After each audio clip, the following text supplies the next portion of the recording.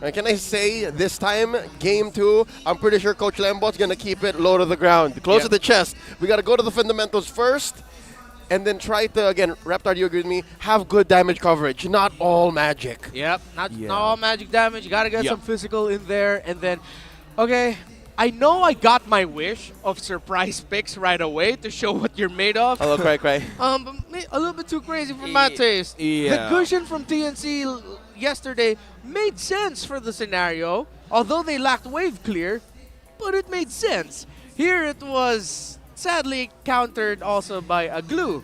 A last pick blue side glue with a radiant armor. So Omega now will start taking away Harith, Faramis, and then the Guinevere, while RSG will take away Matilda and then the Nolan. Nolan now this time, again, very much respected by Coach Panda and Coach Daliot. They played it last game. You know what else is open, though? The Joy. Will Matt pick it up, though? Will Coach Lembot snap that up? Yeah, it's not really a first pick right away by most teams. It usually goes into the second picks for everyone else. We might see something off kilter here. A lot. Too much. Let's see if West gets one of his signature heroes in the Claude. Claude is very first pickable right now.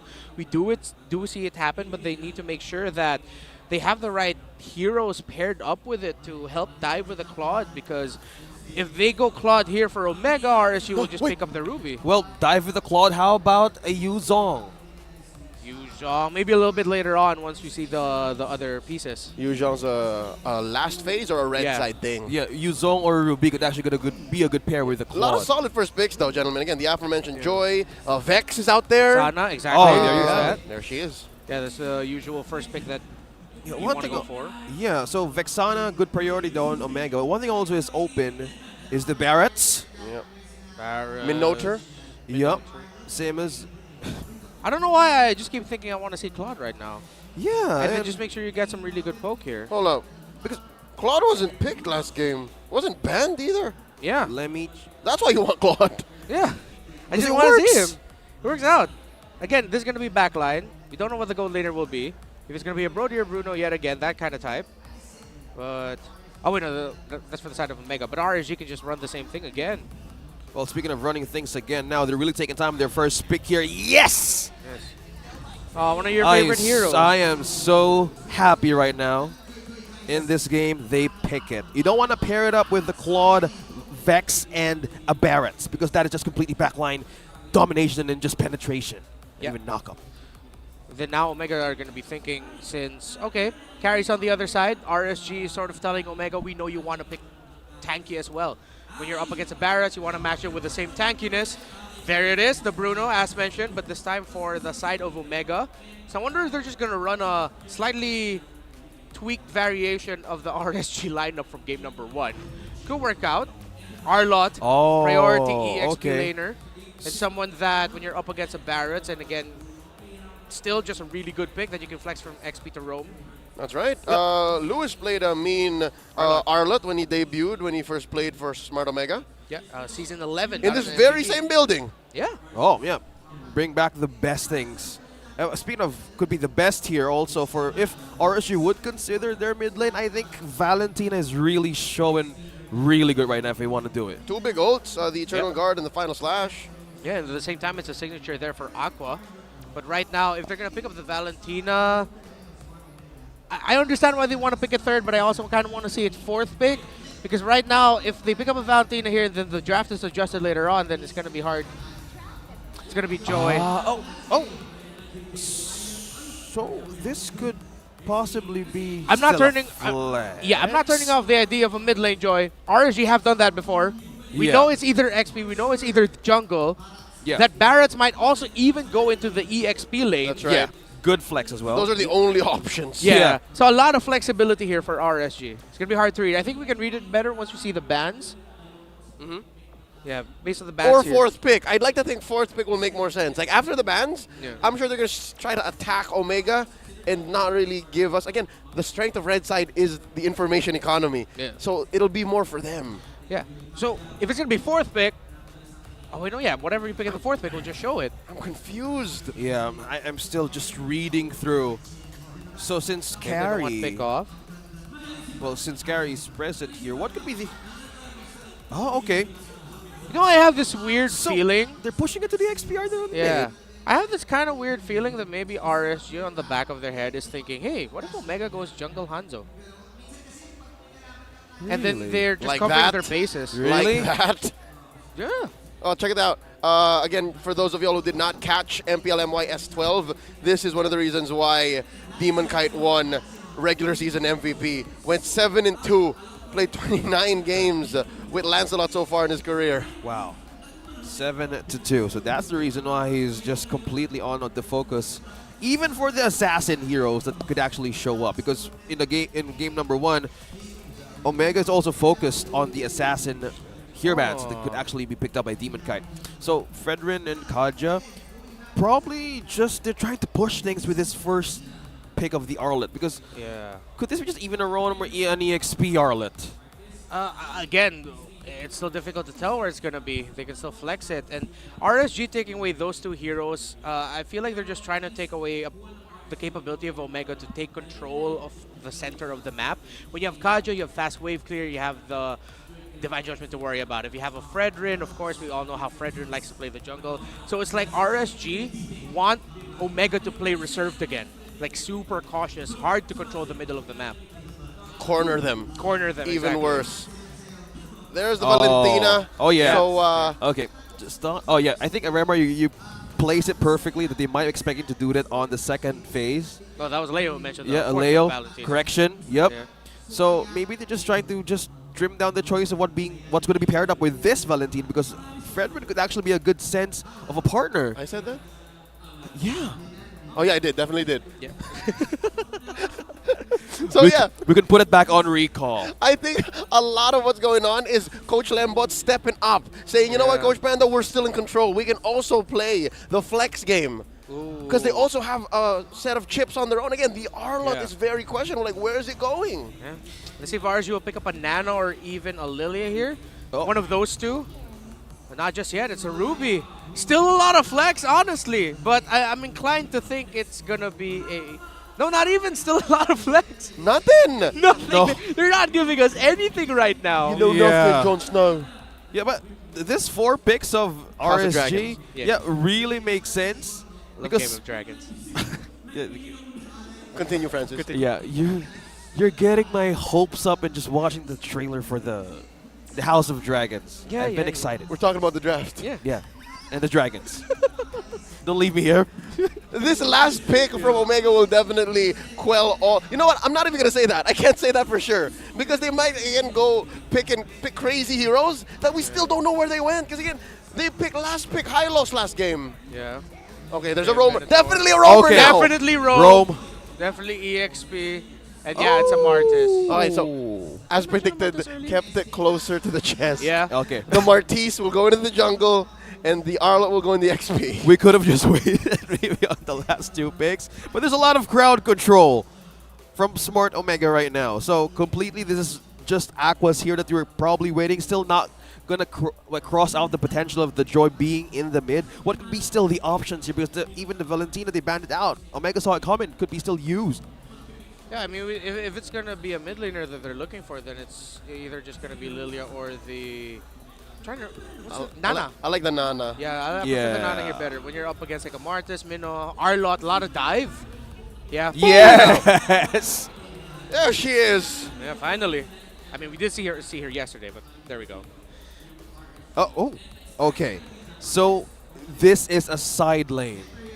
Barrett's. Yeah, but Yeah. you have Yeah. a Ruby there. Yeah. I would prefer this configuration. Yeah, the Rome. And it makes sense. Both lineups have good skirmish. Yeah. I'd say RSG has a solid box. Or rather, sorry, Omega. I'm used to RSG being on blue. Omega has a solid box, but RSG can definitely penetrate. They can skirmish. They can move around. Yeah, great skirmishing. And then to add to that, in terms of moving around, we really have to look at the EXP lane again. Because in terms of the matchup of that lane, Barrett's is one of the best lane duelists in the EXP lane. Not a lot can go up against him. Oh, yeah. So I want to see how specifically the Arlot on the side of Mega will handle going up against the Barrett's. Which one of them will be more present around the map in the first 5 minutes of the game is one of the bigger questions. It's game number 2. It's match point for RSG Philippines.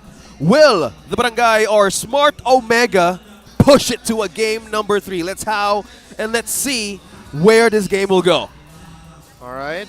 First early rotations. Slow start here. They just want to get around the mid for a clear. No tell. It seems like they're both going to be exiting up top or around the center of the map for their first exit, though. Okay. Something to note, very little leashing from the mid laners. They understood that it was going to be a 2v2 early on, jockeying for position. Anything out of the ordinary for the emblems? Nope. Rupture still there. I like common emblem Barats. Yeah, he does need it because of the mana. It does help out. And with that, quick rotations from Demon Guy helping secure the Little Wanderer. Yep. One thing also I noticed, there's no Purify present for RSG, regardless of how crowd control is so present, or it's just Omega has a great amount of crowd control right now. Completed, they just need a flicker to get in and go in and out, and Matt is on level 4, by the way, in just 1 minute 20 seconds. All right, so no one's seeing each other just yet, but Omega priming for an aggressive position around the mid. 30 seconds before the turtle spawns. I think RSG want to build an advantage there. They're just hovering around Luis, so they have a little bit more control from the bottom side because they have the Explainer going around first. Omega, though, they're going to be looking to go up top. Oh, Okay. oh, they got bad intentions for Kusei. He feels it. I'm not so sure if RSG is ready for this kind of gank. Oh, All right, no, they back away. They back away. 5 seconds off the turtle. I think they want to jockey for that. I think Lewis could be their prime target because he's not getting level 4 yet, so you don't want to see this if you're an EXP laner, so this is just the advantage of RSG. Clearly having a good start. Yep. As expected here, Omega, they're still hovering around. This is actually quite contestable. They can try to go for this. It still looks good. The turtle goes in, half health. There's Whoa! the final slash, and the collapse. DK though still threads the needle, finds the steal. Nibor with a deadness welcome, throwing him over to the wall, but Matt survives, but only for a second more. There's a trade. Aqua takes 1. Nibor for Matt. Turtle goes to the Raiders. What an opening bout! Yeah, that was great for RSG. Omega, we have to give it to them. That was the perfect start to what they wanted to do. Lewis with a surprise play with a final slash, getting the members of RSG they needed to get, but Demon Kite coming out of nowhere to secure the retribution. Omega committed everything that they had for that initial setup, but they didn't wait for Demon Kite. Demon Kite took it without a problem. Yeah, precise retribution steal against the Barangay. Clearly having the right time to have that final slash. We were talking about how he could actually be in trouble of just being delayed, but it wasn't just a problem even for Lewis. Even for the item build, he's just completely slowing through, starting with his own momentum DXP. All right, so now we're seeing maybe glimpses of what the mid-game or power spike-based team fights might look like. Yeah. RSG's collapse is much better. I think Omega needs more items marked. Finds a big Minoan Fury, and the AG dropping light like he's hot. And now Demon Kite looking for retribution, looking for a trade.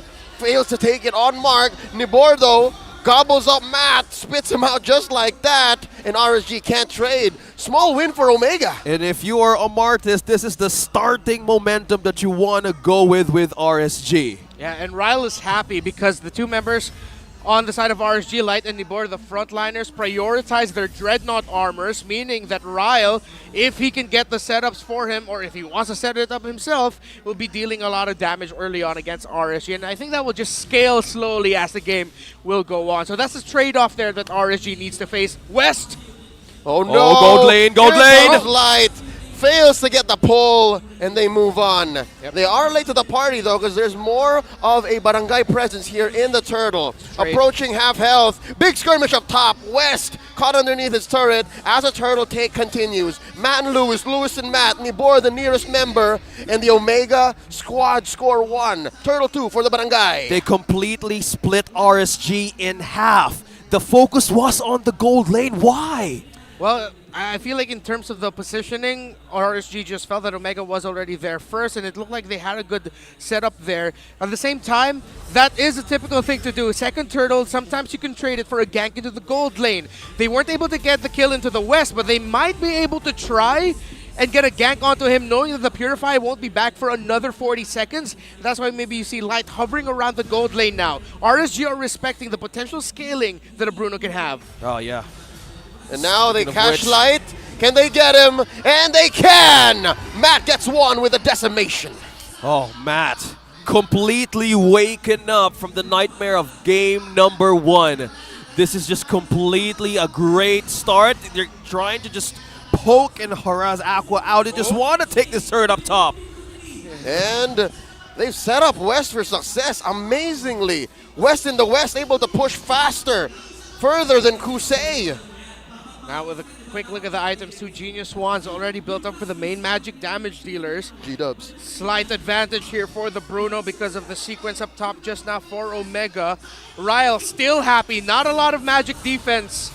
Yet on the side of RSG, this is the time for Omega, now that their Bruno is out of lane, to find fights wherein they can just be together, maximize the damage that the Vexana and even the Bruno can dish out. Something else to note.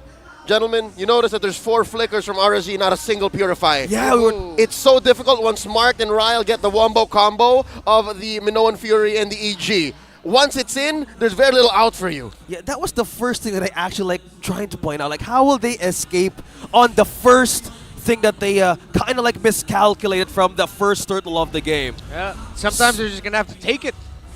Or trust in your mechanics, that might be it. Yeah. Like, we'll just play better. Play better, watch your positioning, all that. Uh-oh.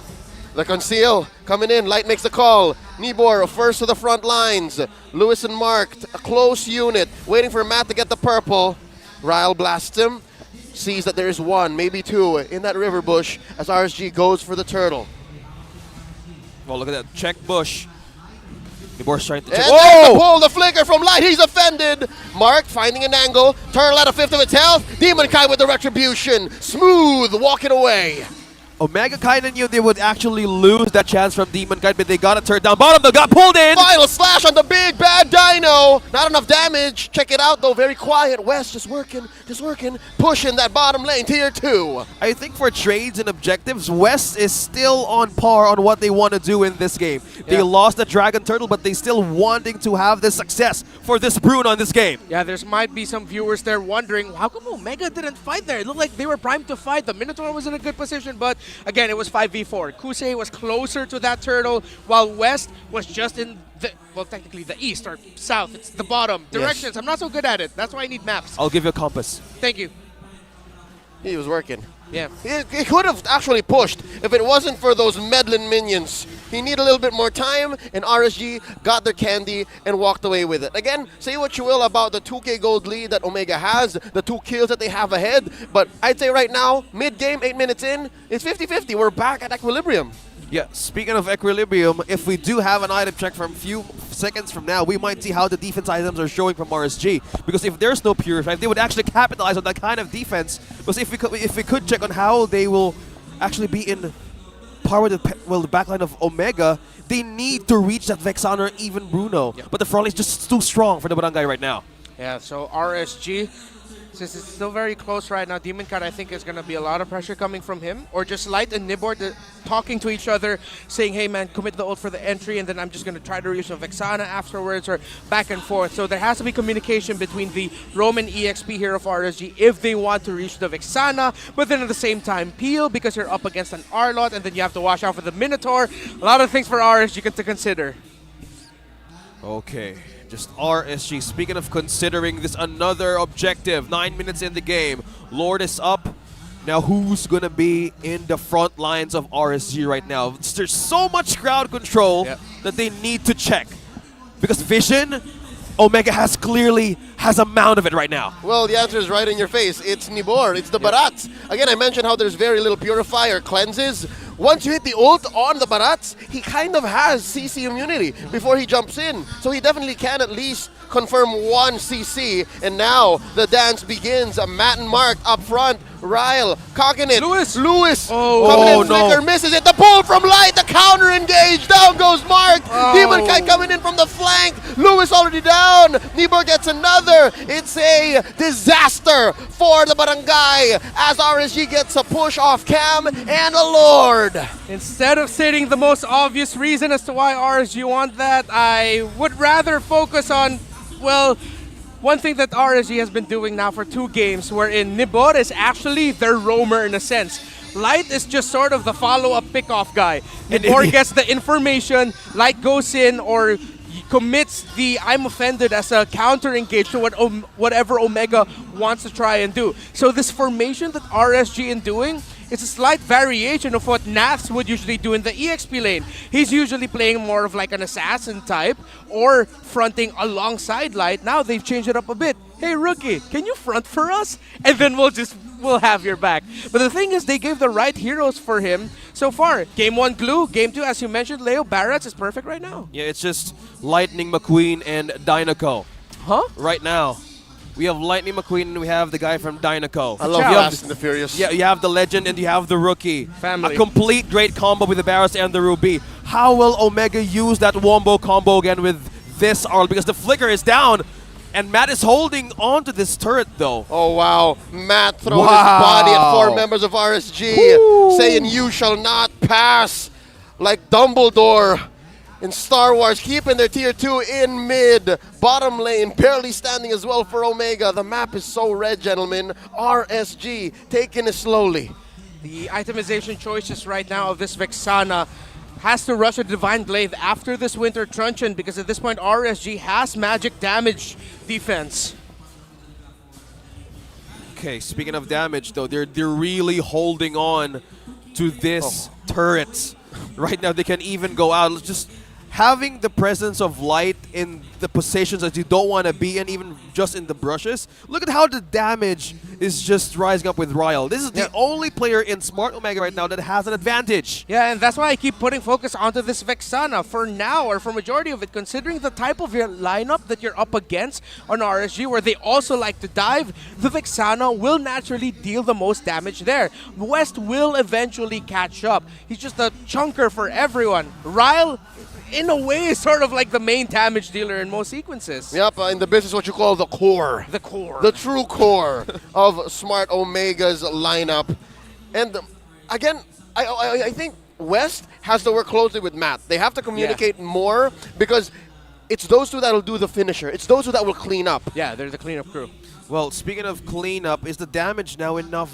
Because we've been looking on the avenues of Smart Omega on how to bounce back. They're looking for a way to clear up some lanes, but how is the late game? How could be this window of Omega could actually work? Because we've seen from few minutes from now that if they miss the chance from the Arlet, things just go wrong in the wrong places. Yeah, well, West already has the items that he needs to deal serviceable damage. Again, just waiting for that Divine Glaive on the side of Ryle. And then that's when RSG will start getting punished for their dives or for any mistakes that they might commit.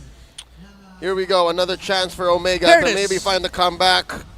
Looking for that Lord take. Looking for a big team fight so that Ryle can get his big ult. Lewis gets pulled in. Very good positioning. Eternal Guard crashing down on a Light. Look at the back line. Look at Demon Kite. They're holding. Pushing them back. They indeed are holding. A big knock-up on the one. Down goes Nibor. Matt finds a Decimate. Matt might go down here. But no! It's Light who goes down. West Side Killer in the building. And now Aqua with his passive gets popped by Lewis. Quick 3 kills for Barangay Omega. As the song goes, late game long, we're never gonna stop. They take a Lord. 14 minutes in, RSG can't contest. Wow, at the right moment you said it. You guys perfectly said it. Omega completely bounced back. They found the shot and took it, and they did not fail. Omega, I really thought there that it was a little bit off the mark. Ryle couldn't maximize the Eternal Guard, but then it was marked, who was able to counter back with a good Minoan's Fury to send the members of RSG back and get a key knock-up there. Now it's RSG reeling. Again, Omega have the items, Omega have the Lord. It's an even ball game. Oh, I guess Wow. that's one little finesse point of that team fight that we did not notice. It was the EG that kept everyone in, and then the Minoan and Fury follow up. It's usually the other way around. Yeah. Oh, it's that off timing that threw RSG off. Amazing back and forth here. And now it's OMG pushing in. That is just completely the right mix of layer of skills. Oh. Omega, now they're marching into the base. A siege and a lord. We go. Turret They're down. inside. They're inside. Could be the last team fight here, gentlemen. Oh, EG go, go. plus the MF coming in. The base up next. West, West, West taking down the base. We're going to game 3.